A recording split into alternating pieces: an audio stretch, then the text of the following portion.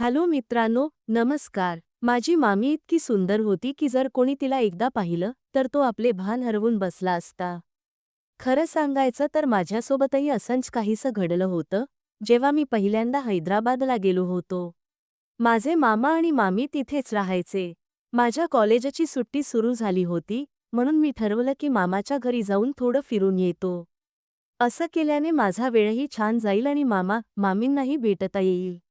मामांना हैदराबादला जाऊन 10 वर्ष झाली होती, पण त्या 10 वर्षांत ते एकदाही गावी परत आले नव्हते. तिथेच त्यांनी एका मुलीवर प्रेम केलं आणि तिच्याशी लग्न केलं. जेव्हा मी पहिल्यांदा माझ्या मामीला पाहिलं, तेव्हा मी तिला पाहतच राहिलो.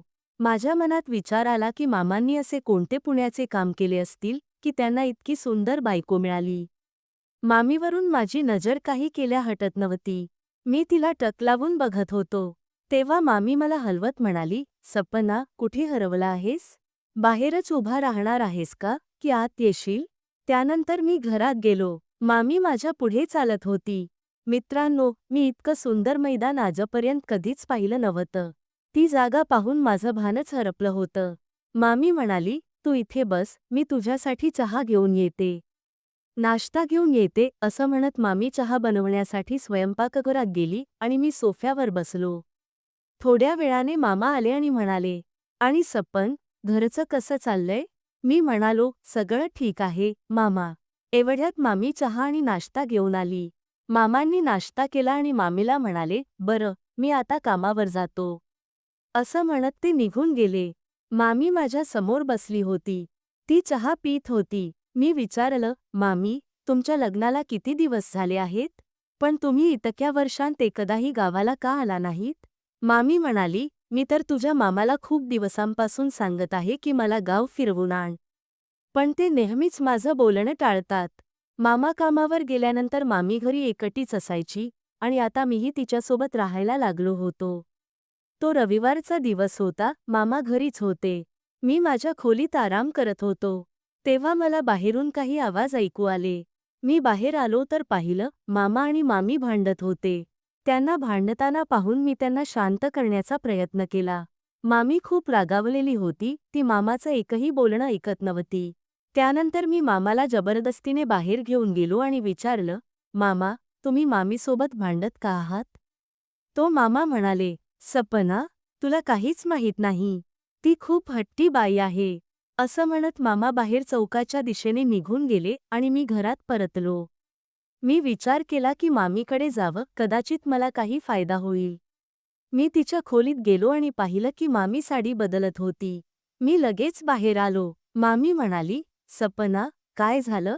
बाहेर का गेलास? आत ये." मी परत आत गेलो, पण मामीकडे बघत नव्हतो, कारण मला थोडी लाज वाटत होती. मामी म्हणाली, "सपना, तुला माहितीये का? तुझ्या मामाचा बाहेर एखाद्या मुलीसोबत काहीतरी सुरू आहे. आणि त्याच विषयावर आमचं नेहमी वाद होतो." मी विचारलं, "मामी, तू कधी मामाला दुसऱ्या मुलीसोबत पाहिलं आहेस का?" मामी म्हणाली, "पाहिलं नाही. पण हो, एकदा रात्री त्यांना एका मुलीसोबत बोलताना पकडलं होतं." मामीशी बोलत असताना मी तिच्या खोलीतील प्रत्येक कोपऱ्याला बारकाईने पाहत होतो, पण तिला याची जाणीव नव्हती. मी म्हणालो, "कदाचित तुला गैरसमज झाला असेल. मामा असे नक्कीच नाहीत." मामी म्हणाली, "ते आधी असे नव्हते. पण काही महिन्यांपासून ते पूर्णपणे बदलले आहेत. ते माझ्याशी नीटसुद्धा बोलत नाहीत." मी विचार केला, मामीला शांत करण्याचा प्रयत्न करतो.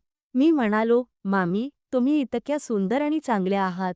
मग तुम्हाला मामांसोबत कसं प्रेम झालं?" मामी म्हणाली, "पूर्वी ते खूप चांगले होते. त्यांच्या चांगुलपणावरच मी माझं मन हरवलं होतं."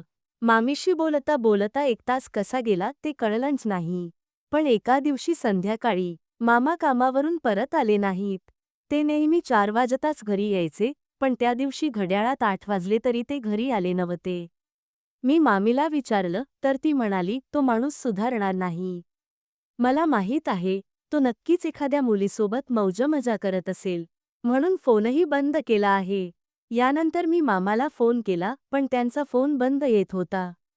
मामी म्हणाली, "कधी-कधी माझंही मन होतं की मीही एखाद्याशी तसंच करावं." मी म्हणालो, "मामी, तुम्ही असं काय बोलत आहात?" तर मामी म्हणाली, मी खरं सांगते, जेव्हा त्यांना कळेल की मीही एखाद्यासोबत तसं केलंय, तेव्हाच त्यांना माझ्या दुःखाची जाणीव होईल. मामीच्या तोंडून असं ऐकून मला थोडं बरं वाटलं. मी म्हणालो, मामी, तुम्ही अगदी बरोबर म्हणत आहात. पण तुम्ही हे कसं करणार? मामी म्हणाली, तू बरोबर आहेस. पण असा कोणी मुलगाही नाही, जो माझ्या या नाटकात साथ देईल. मी म्हणालो, माझ्याकडे एक उपाय आहे. मामी म्हणाली, काय? मी म्हणालो, का नाही आपण दोघं एकमेकांसोबत ते सगळं करू? हे म्हणताना मी आतून थोडा घाबरलो होतो. पण मामी म्हणाली, तो अगदी बरोबर म्हणतोय. त्याला सुधारण्यासाठी हाच योग्य मार्ग आहे. हे ऐकून मला मनोमनी खूप आनंद झाला की आता मला मामीसोबत असं करण्याची संधी मिळेल. रात्री सुमारे 12 वाजता मामा घर परत आले. ते खूप नशेत होते आणि चुपचाप त्यांच्या खोलीत गेले. मामी मात्र रागाच्या भरात खोलीत न जाता थेट गच्चीवर गेली. थोड्या वेळाने मीही गच्चीवर गेलो. मी पाहिलं की मामी थोडी उदास होती. मी तिच्या जवळ गेलो आणि तिला धीर देत म्हणालो, मामी, काय झालं? तुम्ही उदास का आहात? मामी म्हणाली, काही नाही, फक्त याच विचारात आहे की हा माणूस पूर्वी किती साधा सुधा होता. पण इतका बदलला असं कधी वाटलंच नव्हतं. जर मला आधीच माहीत असतं तर मी त्याच्यासोबत लग्न केलं नसतं.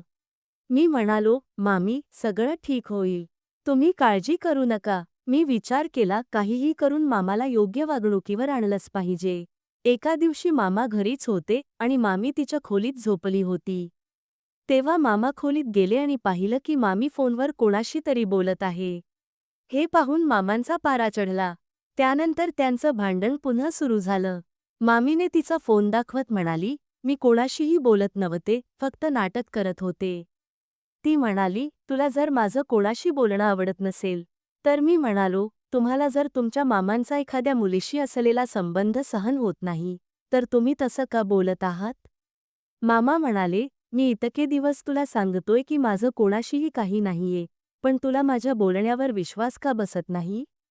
तोपर्यंत मी मध्ये पडलो आणि म्हटलं, मामा, तुमच्यासारखी चांगली बायको असताना तुम्ही का बाहेर या सगळ्या गोष्टी करता? मामा म्हणाले, सपना, मी तसल्या प्रकारचा माणूस नाही, जसा ती मला समजते. ती विनाकारण माझ्यावर संशय घेते. हे सांगताना मामांच्या डोळ्यात पाणी आलं होतं. त्यानंतर मी मामीला म्हटलं, मामी, जर मामा खोटं बोलत असतील, तर त्यांच्या डोळ्यात अश्रू आले नसते. मामी शांत होऊन त्यांच्याकडे बघत राहिली. नंतर मामा त्यांच्या खोलीत गेले.